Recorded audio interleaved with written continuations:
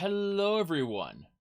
We were talking about Asheron's Call recently. For those who don't know, this is an MMORPG that predates the World of Warcraft ruining everything, which it definitely did. While World of Warcraft is more of a theme park MMO, Asheron's Call is more a sandbox MMO. It has some theme park elements which were added later in the sense that there's a thing called a facility hub and stuff like that, but that isn't really important. Mostly, you're exploring the world, adventuring with party members. There are a lot of challenges to overcome, things of that nature. That's how the game was designed originally. And there's a cat that jumped up and is trying to disturb me. So you can see the cat right here. Very important stuff, high quality. The best streams have cats, I assume. However, my point is that it's a different school of thought from where current MMOs come from, because current MMOs try to chase World of Warcraft and its success, whereas this was trying to be something different. World of Warcraft was at the end of the day a casualized version of EverQuest. Now, what ended up happening is Asheron's Call was shut down. It ran from 1999 to 2017. After it was shut down, obviously we got these emulated servers. There's a project called Lifestoned, which acts as the kind of base framework, and then from that, atop that, they built Ace, the emulator, and then from on top of Ace, we have Drunkenfell, which is a server that runs on Ace, but it's also different to Ace in certain ways. And that's very interesting, and we'll talk about that soon. However, the important thing to understand is that ultimately, while other Asheron's Call private servers have a tendency to try to replicate end of retail as closely as possible, the goal of Drunkenfell is to rather expand upon what Asheron's Call was and add new content for players to play. So, in other words, if you're a returning player who enjoyed Asheron's Call back in the day and you wanted to just, have some more fun, you get into one of these private servers and you'd be like, okay, this is fun. And then you eventually do all the things. You have a maxed out character and you're like, well, what do I do now? I guess I'll either start a new character or go play something else. Drunkenfell is the answer to that, at least in theory. And that is more content, new content. I love that Asheron's Call, but I just wanted more to do in it. Well, that's what this server's about, more to do. Okay, so obviously this is the part 2. We talked about Drunkenfell before in a discussion that we had, and I suspect, based on what I read in the Discord server, that what I talked about before was based on bad optics. At the end of the day, what we see isn't always what is true. So I am here with the developer of Drunkenfell, and Khan is making a return as well. But it's important to hear things from his perspective. But before we actually get into, what was wrong, what was right, how that works, I'd like the developer to introduce himself and introduce the server. Explain why you should hop on this server and what you can expect. Well, they call me, or my name is the Crypt Keeper in game.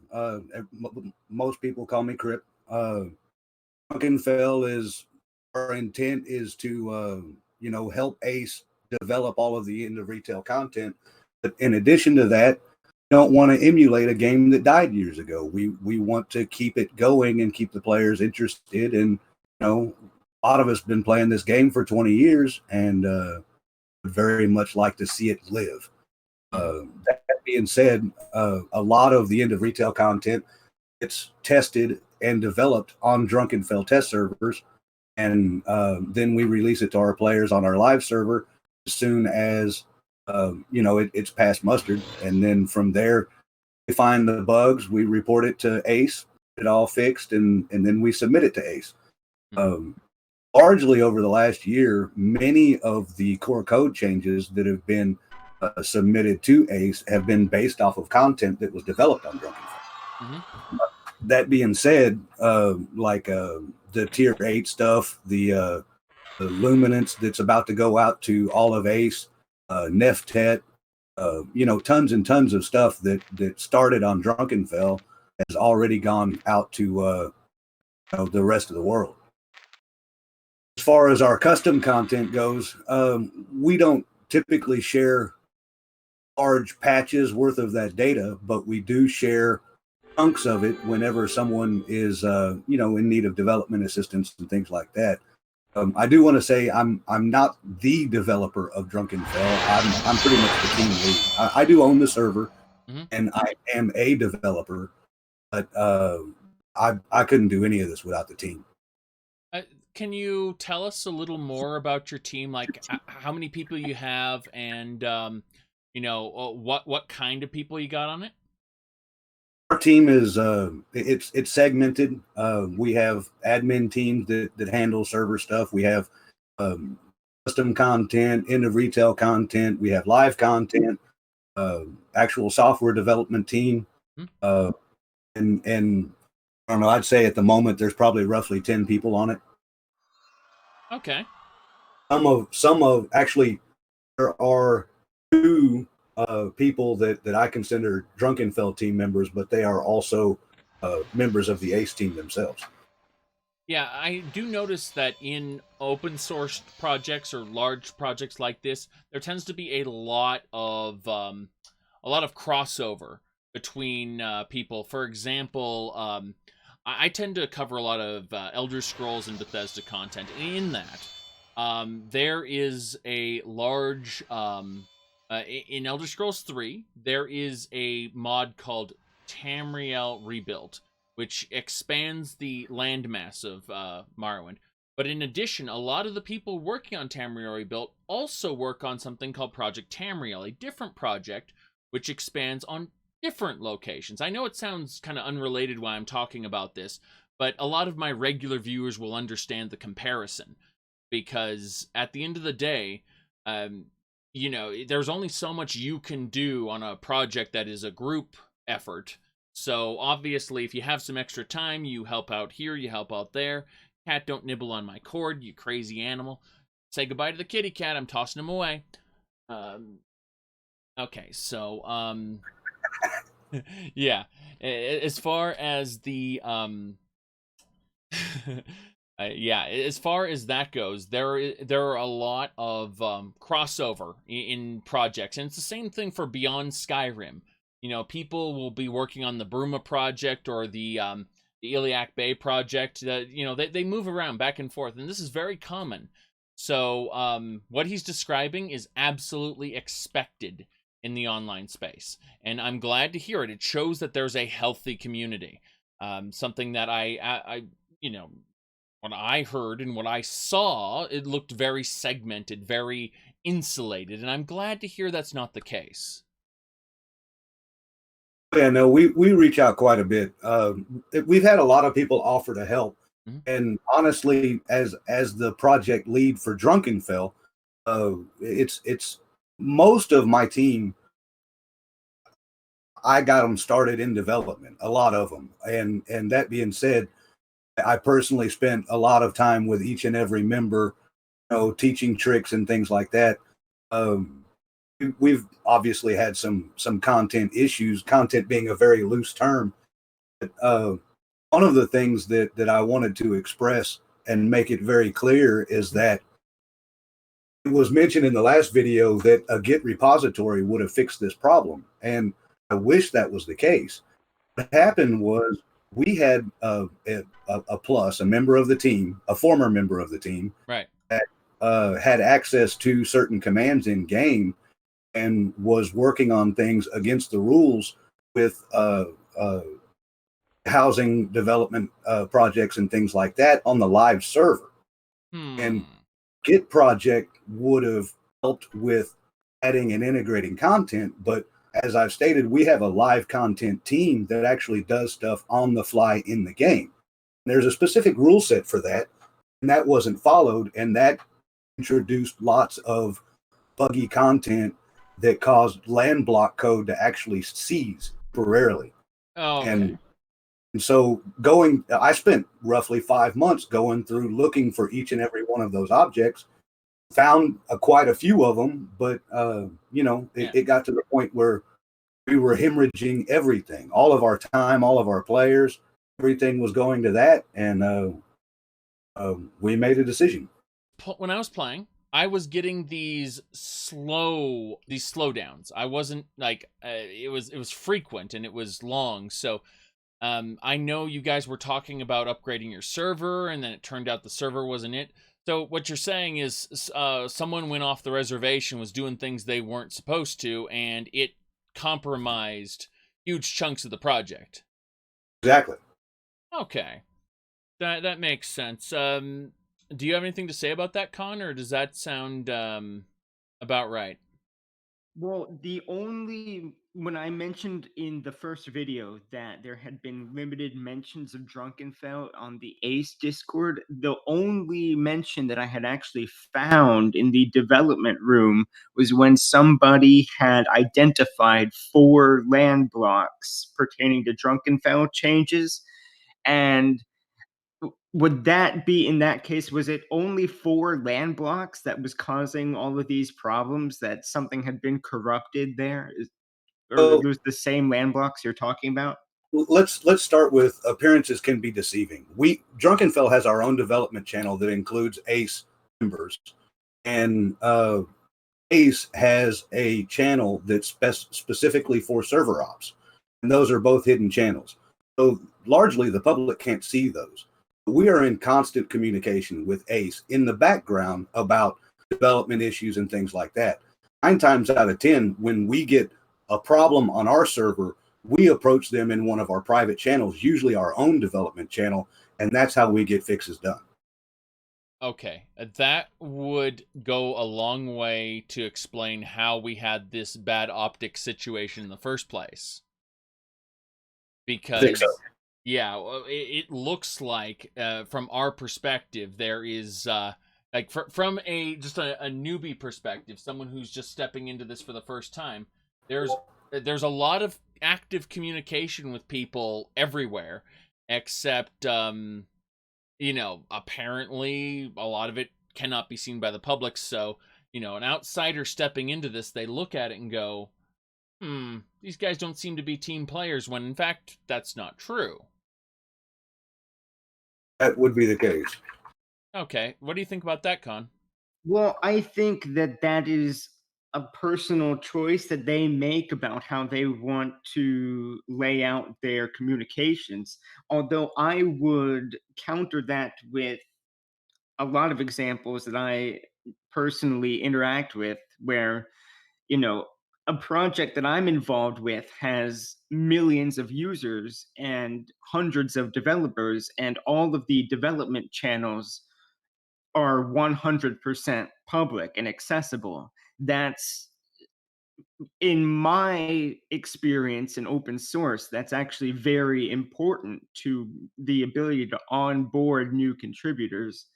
You might not be aiming to onboard that many new contributors. I don't actually know if you have any strategy on that, or what your approach is to the development and the communications, but I have reached out publicly to several of the other servers in the intent to begin a collaborative effort.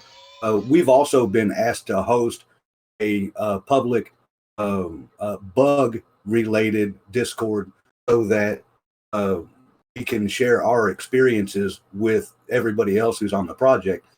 Also, we are in the process of implementing a Git repository that will allow all developers to submit content, end of retail or custom, to Drunkenfell so that it can be tested on our test server. It's a lot of work, fellas, and we're all volunteers. We have some content is custom. We have no problem sharing. I've even reached out, and it was mentioned that I used the word competition in one of my announcements. And it's kind of funny because when I wrote the first draft of that announcement, I put the word competition in quotes and was told that I should take that out. So when it actually got published, there were no quotes. The meaning behind the quotes was that we have people that are competing with us when I've been trying all along to get us all to collaborate. On their Discord channel, in Mumbo Jumbo, I even let them know that in my mind, if we all work together on end of retail content and get that project finished, then when it comes back to the individual servers, it's all going to feel like a little bit of a different game as far as the custom content that comes after that. My hope is that the revolution of custom content, or the introduction of custom content on all of these individual servers, will give the players a method, or a way to bounce around from different servers based off of the content release schedules, so that they can play all of the custom content. Which is, again, as a matter of fact, one of my team members, I met him because he was asking for help in the Ace Discord channel, and something that I had finished within minutes was appropriate to answer some of the questions, and I threw the file out there and gave it to him right off the fact. He's been a member of my team ever since. We're not asking for help. It's just a lot to manage right now, and part of our relaunch is organizing all of that.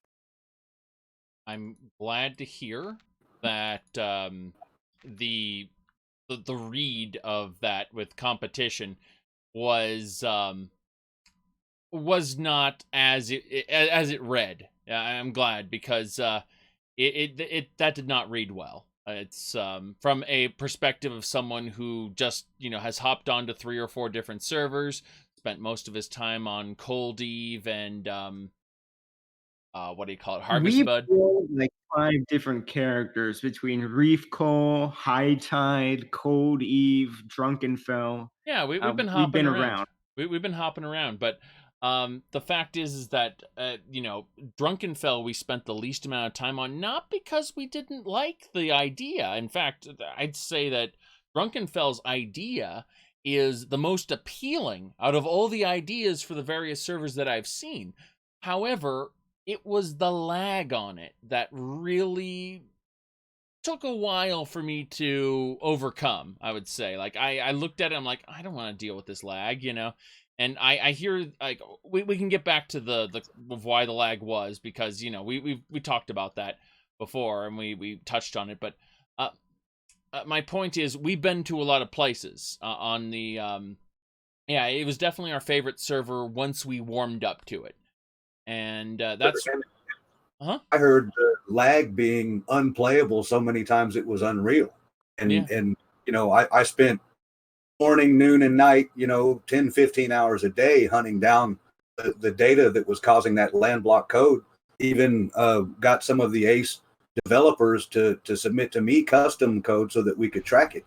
And it was just too much to find. I understand. I guess it sounds like that getting that Git repository up is really going to help. But yeah, I can see reorganizing the project being a big deal. It's just from a third-party perspective, reading that original post you made, it looked more like it looked more like, oh, well, we screwed everything up and now we're just starting over because, I can't think of anything better. And admittedly, that's not the case. You've explained, obviously, why it's not the case. But it looked that way from the posts. I can see that. Yeah. So... that was one of the things I stated from the beginning of Drunkenfell, that there will never be a wipe unless we absolutely have to do it, unless it was the last consideration. Because even in the event, so early on in Ace, there were, early on in my experience with Ace, there was a thing with the Alderessa armor that ended up, in loot drop at AL 750 and Tinkerable. So next thing you know, people are running around with AL 950 armor. And that's, not to spec for end of retail. Well, my thing is even in retail, we had pre-patch items and we had post-patch items. Mm-hmm. So I chose not to run the mass update to fix all of that quote unquote pre-patch gear. Mm-hmm. And that was because I wasn't going to take away something that the players earned on Drunkenfell. And that's been my stance from the beginning. Well, go ahead. It's not a PvP server, so I don't see why you have to. You know, that looks like a prestige item that, like, look, I was here for this fun thing, you know? I think that as long as it's not a PvP server, you don't have to balance it that way. That's just... Well, yes and no. A lot of what I'm known for is these custom mobs, and in balancing, especially with things like one of our devs. Actually, she's just become a dev, but she's been live content lead for quite some time. Her gear is known and sought after with the scavenger hunt that we run on Drunkenfell. Okay. And that being the case, it was a bit of a balance issue to get quote unquote rules in spec, so that when those weapons or when that gear was released, I didn't have to compensate in the mobs. I understand. That makes a lot of sense. All right, so that's something we didn't touch on in the beginning, and I really wanted to talk about that. Is you mentioned scavenger hunts and things. Why don't you do a rundown, just something really slow, and tell us like what kind of content can people expect to see? Like, let's assume you're talking to someone who played Asheron's Call back in the day, and they thought, I'd come back to this if it had new stuff. What kind of new stuff could they look forward to on Drunkenfell? When we first started Drunkenfell, and when we first started getting a lot of players in, when I had more time, I used to do a tour. And, we'd start off usually in Hull. I'd take them through Town Network. We added some portals there that were there in retail that were removed later on, like an Iron portal and a Wide portal. And then we added abandoned mines in old subway portal. So I believe that bots are, for the most part, unreliable. And with that being the case, our team has come up with a bunch of ideas to implement content that replaces bots. For example, Subway now has all of the portals or a lot of the portals that you would expect from a portal bot. Also, we have our Asheron's envoys that are bot NPCs. So there's those things. As far as custom content goes, we have our live event stuff, the Rally of the Lost Quiddity world event that's been going on since roughly October, and that seems to be very popular. Rally of Verendi, who's been separated from the Singularity, actually goes and kidnaps people and asks and tells this story, and then asks if they like to be recruited for his cause to fight against the Singularity. And if they accept, then they get what everybody's calling a rally weapon, which is a modified Lost Quiddity weapon. And from that point, they whenever Rally shouts out, something is going on, we all show up and abide by, I guess, our oath to help him with his cause.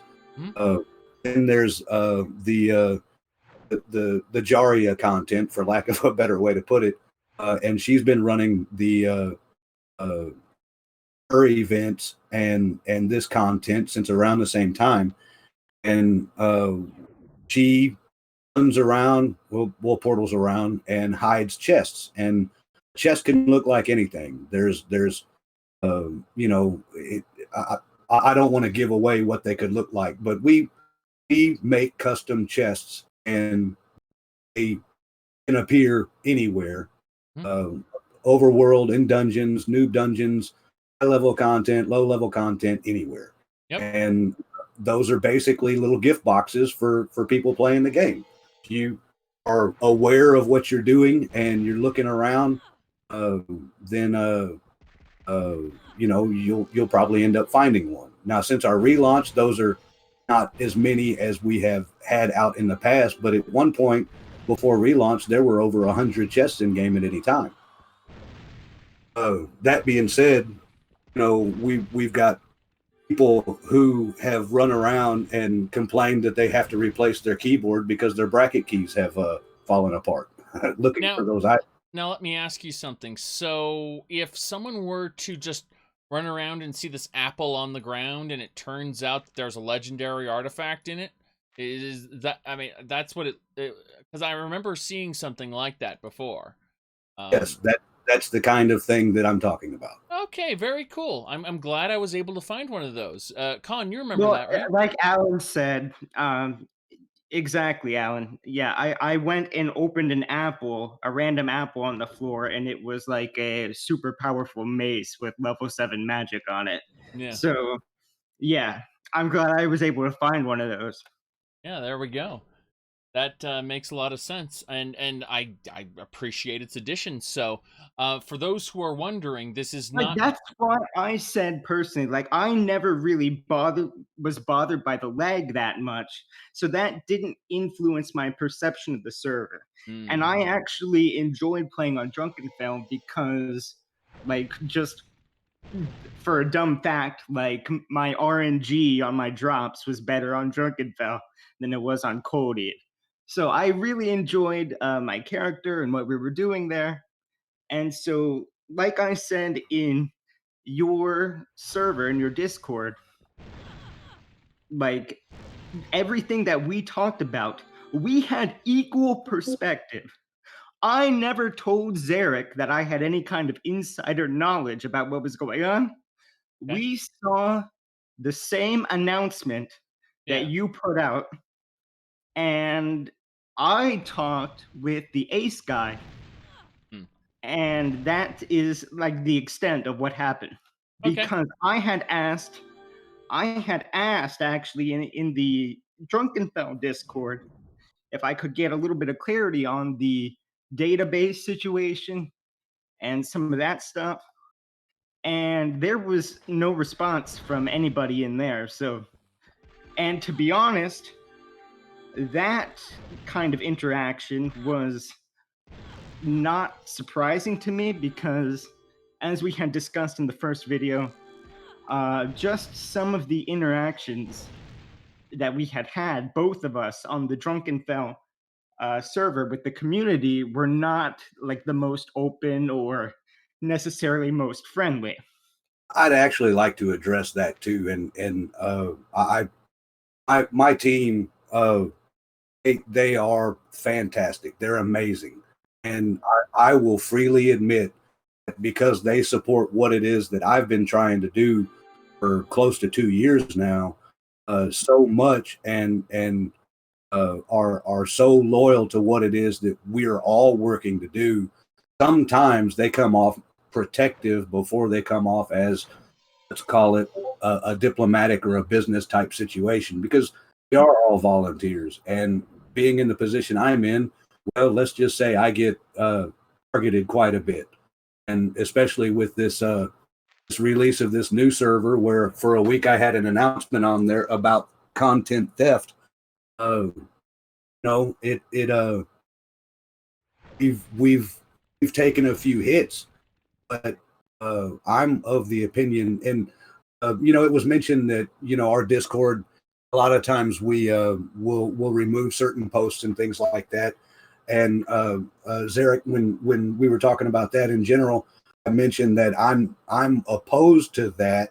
Anything that's said should be said and left unless it's considered to be offensive. That being said, there's drama and there's things like that they will sometimes go through and clean up for the instance, or for the just to clean up perspective of things. I was specifically though talking about like occasionally someone would have a suggestion about something, and I've seen those posts. Like I even had the one time I talked on the server, it was about what was going on with like, because other people, there was drama. Okay, like it was regarding the fact that people were just kind of wandering around town and instantly getting killed as a part of the thing, and I gave a suggestion regarding a game design principle called conveyance, where you'd basically you'd ramp levels, and it wasn't important, like the details of it. It was more along the lines of a suggestion, and rather than someone responding to that and saying, "Hey, look, it just doesn't fit our server" or something like that, the suggestion was deleted, just out of hand, without any response whatsoever. And that's the kind of thing that immediately stuck with me. And I watched and I saw similar things happen over time as I've, poked my head. And I admit, I'm not a watchdog. I'm not sitting there watching the Discord server 24 hours a day. But, like every once in a while, I'll look at a conversation and we'll see things like not responded to, removed, stuff like that. So that's why I'm saying that at the end of the day, guys could do a better job. I'm not saying like there's malice out there, okay? I'm like, I want this server to be successful because I love the idea behind it. I'm just saying that I've noticed things that are what I'd call not best practices going on. That's what I'm saying. I'll agree wholeheartedly, but and I'm not going to defend it. No matter how good of a job someone is doing, someone else can always do it better, and that's how our team has grown. Mhm. And it's been expressed in public that I'm some kind of totalitarian and I run a monarchy as far as my team goes and all of that. And it's so funny. We do not make a decision regarding the players of Drunkenfell without number one consulting the whole team and largely consulting the rest of the players. Now, as far as your experience, I apologize for that. The only thing I can say is, from my perspective, number one, we try to keep, let's call them dev chats, out of our general channel, and Okay. like to take suggestions, but tend to do that in private, and then whoever gets the suggestion will, share that with the rest of the team. That Uh, let me offer you a suggestion then. It's called suggestion channel. That's it. Bam, done. That don't even expect responses in it. Just like, how do I put this? I'm loosely affiliated with a game design project. If you're aware of Elder Scrolls 2 Daggerfall, some of the developers who worked on that, they left Bethesda. They no longer work for Bethesda anymore. They are now part of a company called Once Lost Games, who is working on a Daggerfall spiritual successor. I am kind of a unofficial advisor. I'm on their private Discord server. Anyway, on that, they have a channel called Ledger of Ideas for people who want to give suggestions. Very simple. You don't give suggestions out in the general chat. You give suggestions out in the Ledger of Ideas. It's public. Anyone can access it. And when you suggest it there that the ideas most likely won't get implemented, but that a developer or a community manager who forwards it to developers is reading it. that's a great idea, and as a matter of fact, I just added a suggestion box to our Discord. Sounds good.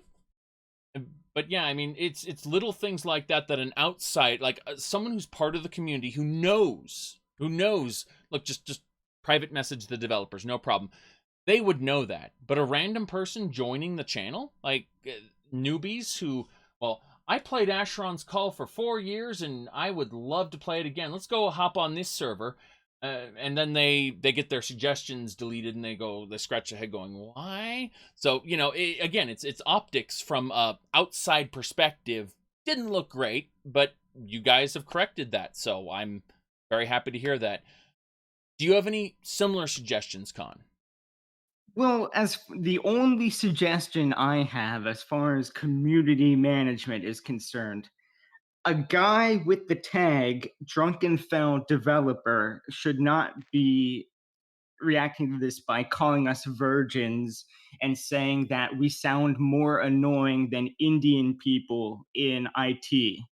I think that's not a good thing to have on your server either. And maybe like that's part of the culture and the atmosphere I was gonna that say that was when I looked at the server. I got when I mentioned that it had a lot of memes. It sounded like a meme server. What I meant, like, if I can refine that statement a little, it sounds more like frat boy culture. That's what it feels like.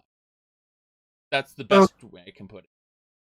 On a volunteer project, it Mhm. is very difficult to come up with people who have talent and, let's call it, couth. And uh, at the end of the day, we are all devoting our free time to doing things, Mhm. and yeah, we also like to have a little bit of fun. I typically don't promote that fun at other people's expenses, Mm. especially from my team. But as a matter of fact, some of that has already been addressed, and yeah, no, I get it. As members of the quote unquote management, we shouldn't pick on people. But again, we're all volunteers, and Yep. what are we going to do? Fire them? Need his Yeah. help.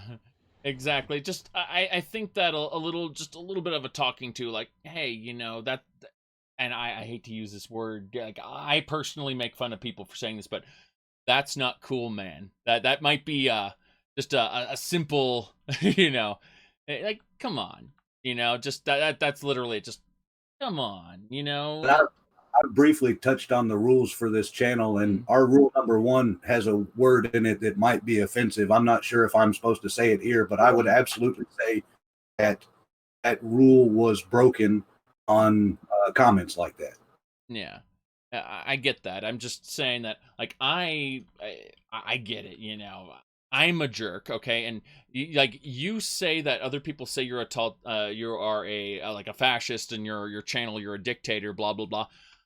My Discord server, I am a dictator. I do delete people's posts. I set that as the expectation because it's actually a server that's centric around me, and I'm kind of a jerk, and I get that. I try to be diplomatic when I reach out of my sphere and I go like, talk to people like you. But like, I'm just trying to say that I'm definitely being a hypocrite when I'm telling you you shouldn't do these things, because in my personal space I totally do them. But the way I see it, you've got a shared space there, and you want to be kind of welcoming to the newbies, especially when you have the opportunity to pull in people who have didn't realize this game's still alive. You know, that's what I'm Oh yeah, trying. no doubt. Yeah. I get with you, and or I get you, and I agree with you wholeheartedly. And I'm not going to say that there are not instances where I have, told someone to go screw themselves in open chat over Yes. very, very specific opinions being shared in public after, and in that Mhm. personal instance, I broke my own rule and took it public because of the fact that, in my opinion, it was a public subject. Yes. I took it to general, Hmm. and none of it was deleted, and we hashed it out, and those players left. Yeah. We don't want all of the players. Yeah. We want as many that we can get along with. Hmm.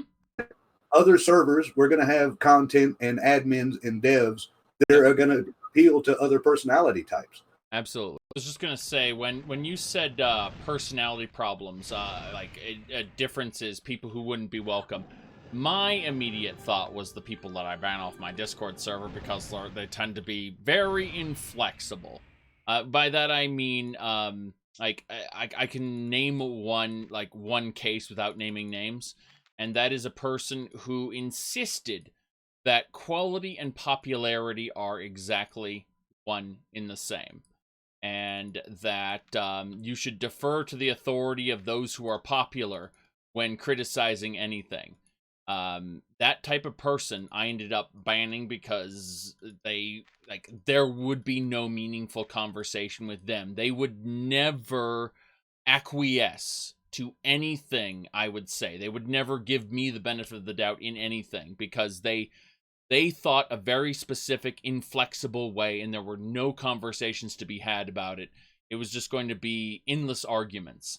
And so I shrugged and said, good luck somewhere else. And so that's that. Like, I'm more addressing Khan than anyone else. That's what I thought anyway when he said personality problems or like conflicts. That's what popped into my mind was that case when he said that.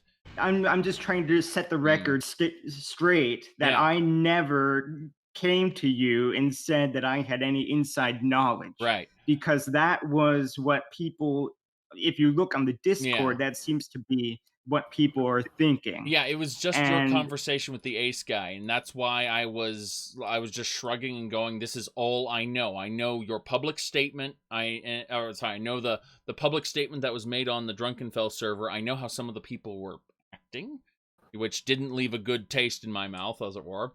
And then I knew the what you said about the ace developer. So that's literally all we know. So that's why I mentioned the optics weren't good from a third party perspective. And I think that's where our problem arose, was that for a new person just hopping into this for the first time, looking to play this and not there was a lot to be desired as far as understanding goes, and I'm glad I was able to gain a better understanding of it. But at the same time, the fact that we just made this the suggestions channel, that it just shows like we've got a ways to go, because people can be misled very easily, and it may not be even your intention. No, I mean, I try to come off as an open book. That Mhm. being said, that's why I'm against leading Discord messages and things like that. Unless somebody's offended or proprietary information or it goes against the rules, like I was talking about dev chats in general, I'm an open book, and in those positions for dev chats and things like that, I'm absolutely down to invite people to our private development channel, and they can have access to the same resources that I do. What do you think about that, Con? well, okay, I can understand to some extent the desire to have a public development channel and a private development channel. Um, If you the want a public public development development channel, channel, I don't really understand what it's for if you actually have a private one. So that in and of itself, having public and private development channels creates a confusing situation for players and other people who might just be wandering by and wondering what the project is. Yeah. If you had either just a public one or just a private one, that and you could have like a pinned comment or like a rule somewhere that said if you want information about development or you want to see what's going on, you can ask for a contributor role.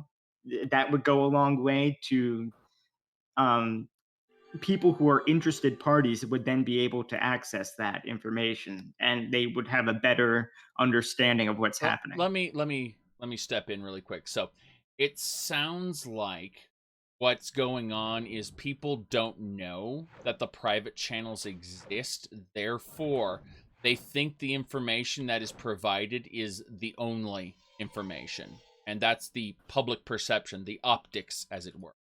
Exactly. That comes about of having multiple development channels Hmm. and some public and some private. there's Yeah. multiple development channels. There's a development channel on Ace Discord. There's a development channel on LSD Hmm. Discord. Yes, we have our own development channel that has Ace and LSD and GDLE people that are members of it. I mean, if you want public, those assets are there. Yeah. Okay, so what I had asked earlier at the very beginning of this stream is if somebody played Asheron's Call and they have database experience, if they have any kind of administrative experience, how would they go about getting involved in the project? Let us know you want to help. Tell us what your experience is. Yeah.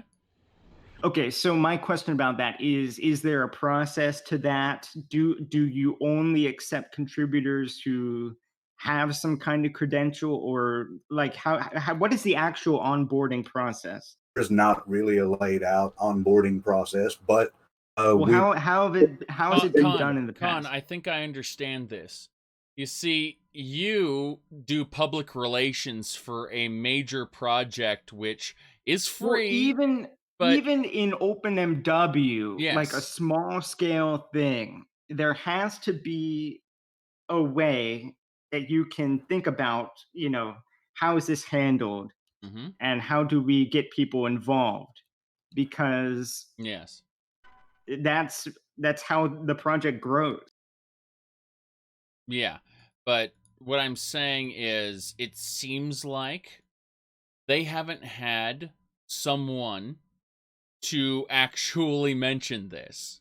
Like, this sounds like, and correct me if I'm wrong, but this sounds like a um, very early project that hasn't been thought about in professional terms. And I'm not disparaging the project. I'm merely saying that Well, that's why we're yeah, having this conversation. That's why I'm yes, asking him about it, because it's useful to think about and mm-hmm, it can help avoid issues like this in the future. So, for example, one of my best friends and an admin on this server, okay, uh, he is a professional game developer. He works for a game I'm not going to mention. mm-hmm, Uh, that being said, from time to time, he argues his point, and his point is based off of a commercial perspective, selling a yeah, game, keeping players involved, keeping that income rolling in. And this is a passion project. It's not a business. That being said, I believe that number one, certain approaches need to be changed to accommodate for that. And number two, if you're going to run it entirely like a business, then I believe right off the bat it's going to fail because it is comprised primarily of volunteers. That would be a huge mistake. that's right. Yes. Now that being said, oh yeah, we I've been developing prototypes, both software, hardware, and even automotive for 20 years. I've done what people have said is impossible. Los Alamos Labs said you can't do, or this is impossible, but if you give us $2 million, we'll try. I developed it for 60 grand. Sandia Labs said this is impossible. We won't even try on that particular project. So when it comes to professional responsibilities and things like that, I've been there. I've done that. I've got the T-shirt. Now I'm playing AC. We have a long way to go as far as developing this project to end of retail. There's no doubt. That being said, in front of the scenes, as well as behind the scenes, as well as the content, the code, the project itself, there's a lot of work that needs to be done. Hmm. And I'll say it again, I am absolutely willing to take input as long as it's not input in the form of you need to do this and you need to do it now. Yeah, well, I'm coming at it from the perspective there are multiple ways that this could have been avoided. One of them is greater transparency on the development side, and the other one is better communication from a communications perspective. Now, in the video, we focused on more of the development stuff because, again, the open source licensing of the technology is kind of built on that process of the greatest transparency possible. Somebody in the chat here said, well, I don't have access to the Funcom development channels. That's because Funcom is a proprietary company. All of their software is proprietary. They're a for-profit business. And like you said, they are paid to create a product for commercial sale. And most open source projects are there are hundreds or thousands of volunteers, or even on the smaller scale, like many of the open source games, just a small team, many of them smaller than the Ace team or the Drunkenfell team. And again, that transparency is just there by nature of the type of project that it is. You're Um, saying that Ace doesn't have any private channels where no, I didn't say that whatsoever. you're talking about transparency. We're transparent. If I wasn't if my Look, team I'm wasn't trying to transparent, help you. I am trying to help you prevent confusion like this. And again, the two best ways to do that, One, I'm trying improve this. communication, or two, greater transparency with the development. Let me just say that as far as transparency, I don't believe that's the issue. As far as communication, I already acknowledged, yes, that is Yeah. an issue. I think we've already established that communication is what's happening here. I get it. I understand, Con. You're coming from a like a major project where No, without that is wrong. That is wrong. I'm talking about OpenMW that has a dozen people. I am talking about Free Space Open that has maybe 5 or 6 or 10 people on a Hmm. good day. These gaming related projects still, or Chatty. This is a program we both use. Yeah. There's one developer of Chatty, Hmm. okay, and he is much more open about using GitHub. And again, this is just one way of doing it, but it's kind of like, I don't want you to think that I'm trying to be hostile here. I am trying to offer suggestions that you can, like, the reason I'm talking about the development side and transparency on the development side, if you are not comfortable with communication or think that you might get it wrong or any of these things, like, people who are nerds and developers often do not have a huge interest in precise communication and dealing with the public. So the way open source is structured, a lot of that communication comes through that direct transparency, and everybody can see what is happening. Don't you facilitate, Con? You facilitate a lot of that direct communication, though, or at least you help structure it. Well, yes. I mean, in my own personal time, what you're talking about Yes. is, we do all kinds of stuff. We do promotion, we Hmm. do internal communications, we do business to business stuff. Yeah. So that's a little bit different. It does help, especially if you have a larger project, to have Hmm. dedicated communications people. But if you don't have a communications guy for Drunkenfell or Asheron's Call emulator, um, you know, you don't necessarily have to have that, is my First of point. all, Like, I don't represent Ace. Hmm. I'm Drukenfell. I Yeah. coordinate with Ace to get our stuff done. But let me also ask you a question. You said in your own time you handle, communications and things like that. I get that. In my own time, I'm doing what I can to manage the team so that we can get the content in and the fixes in so that you guys can play the game. That being said, would you rather me spend my time in Discord telling everybody every move that we make, or would you rather play the damn game? no, that's exactly what I'm talking about. Okay. This is what I'm trying to get you to understand. Like, having open source, actual source code available with commits and a change log, that is, it helps you on the development side, and it is a form of communication. How do you know Like, we don't Linus have a process Torvalds like that in place? created Git so he wouldn't have to deal with the communication stuff and dealing with other people. How do you know we don't have a version history, a rollback process in place that just isn't public?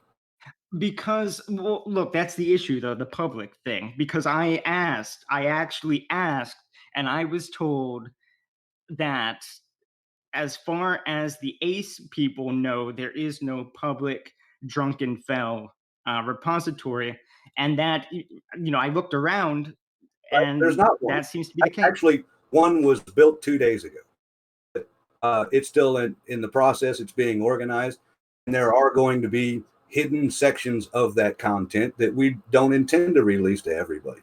Why is this conversation in this video, and the conversation in the previous video are going to what I'm going to call proprietary content that has to do with Drunkenfell, that, in my opinion, does set us aside, that I am willing to share chunks of to help other people solve their problems with their custom content. Hmm. Why does that subject keep coming up? Well, that's good. That is a good step. Okay, so I'm not trying to win an argument with you. I'm trying to help you and suggest if you are angry that this video was made based on our experience as players on your server, then that is how you can fix it and how you can prevent other issues from happening. Is right now, I'm not angry at all. I'm here to fix misinformation. Mhm. I'm not bothered by any of this. You guys have your opinions, and you have your right to it. Everybody who plays has their opinions and have their right to it. And I'm not. I even said in my general Discord before I joined this chat, I'm not trying to change information or change opinions. I'm trying to correct misinformation. Mhm.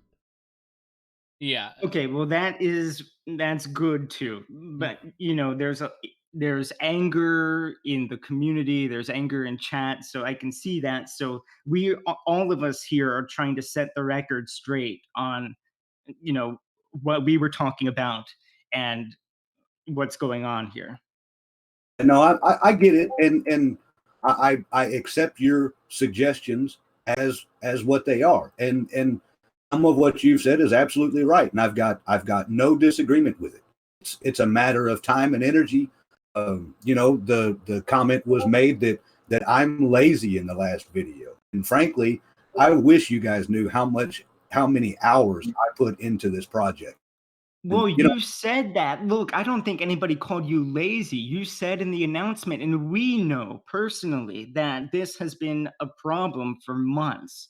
So we are all aware. I followed your attempts to upgrade the server and try to sort out some of these issues as best as the I information was provided to I me. I un- know that you have been working on. I'm just saying that like it's a different perspective, and it's good to understand that because like at the end of the day, every project's going to be operated a little bit differently, and as we mentioned, we're looking at OpenMW, we're looking at various open source projects, and it's good that you guys are more open and helping of other members in this greater Asheron's Call sphere, because it doesn't look that way publicly, and I'm glad you're taking the first steps to addressing that, because from an outside perspective, doesn't look good, but the more I hear, the better it sounds. It's not a perfect system, obviously, because a perfect system would be, everyone sees everything, and there's no problems. You have all the time in the world to submit everything, and you have a person who's dedicated to putting out news updates as to what's going on. You don't have to do it yourself because you got a guy to do that. That's the perfect world that we don't have, obviously. But my point is that at the very least, you're making steps towards something, that it looks a bit more more friendly to newbies, and I think that's good. Yeah, I mean, you got to remember, Drunkenfell started almost 2 years ago. Yeah. And it was a bunch of us from Harvest Bud got tired of our allegiance, and went and Jack said, "Hey, I have my own Ace server. You guys want to come play?" And we set up a partnership. We did our thing. We started it. We got players coming in, and we talked to Thorgal. We got on the launcher. I mean, I never expected this to grow how it is. And people have said, so many times they don't envy me, they don't envy my position, because they see the inner workings of what's going on, and they see how much I'm doing for the community. Mm-hmm. That being said, it's just a matter of, the optics are bad. Okay, well, I'm here. I'm open. If anyone has an issue or a concern or a comment, I'm free to address them. I just don't want to do it in general chat where everybody else has the ability to chime in on it. You know, like the suggestion box, I don't want that to become a discussion place. Like you said, drop your suggestion in there, and we'll address it, or right. we'll hit them privately for more details. Those kinds of things. It's not it. We're open to so many things that it would appear we're not. And yeah, as far as the communication goes, it does not appear that way. And I would very much like for anyone who wants to help to hit us up. in private channels. Mhm. If you have questions for me specifically, hit me up in a DM. I don't always get to them right away, but I get to them. Yeah. We are here for all of Asheron's call players. The Drunkenfell mission statement is a positive experience for every player, whether they play Drunkenfell or not. That sounds great. Now, I suppose we should probably pivot this conversation a little bit because we've already established you have a way you want to run this, and like there's really no sense belaboring the points we've already done. So I'd rather like to ask you, what could people expect like moving forward? Because you've already told us what is already on the server, but what about long-term plans? You know, we're not talking about things that'll happen tomorrow.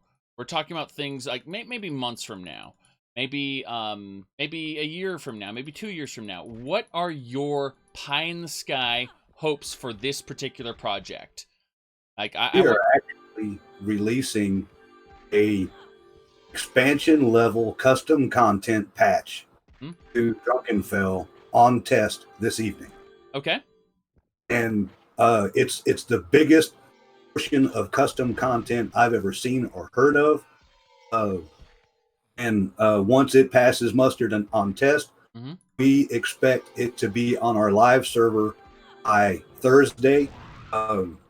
As far as adding, it's been mentioned adding new dungeons and things like that. That's difficult to do working within the guidelines of the EULA, the original EULA from Turbine and Warner Brothers. But that being said, we can repurpose other areas that are already in the game without modifying certain files that are part of the client that is where we're not allowed to play.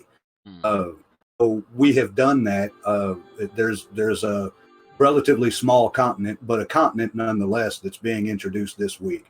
As far as that goes, honestly, as far as the levels of content, it's not. We haven't gone very far as down the road projects. But I will say that the goal of Drunkenfell is a dynamic world where we have constant world events that interact with each other.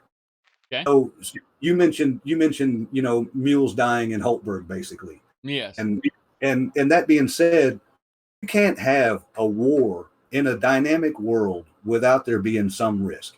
Okay. We debated long and hard over whether or not we were going to designate certain safe zones, and what it was proposed to me is we pick one or two of the starter towns and we go from there. My argument with my partner when we started this server was,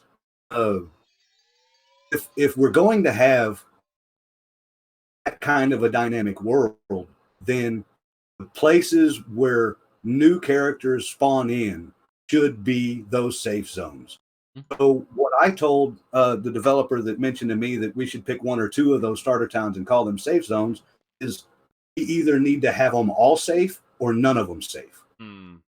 Okay. And then it was opted to go with none of them because you can't have a war going on without the possibility of getting killed. If you want a safe zone on Drunkenfell, the marketplace is the place to be. You can't set up a town raid in marketplace.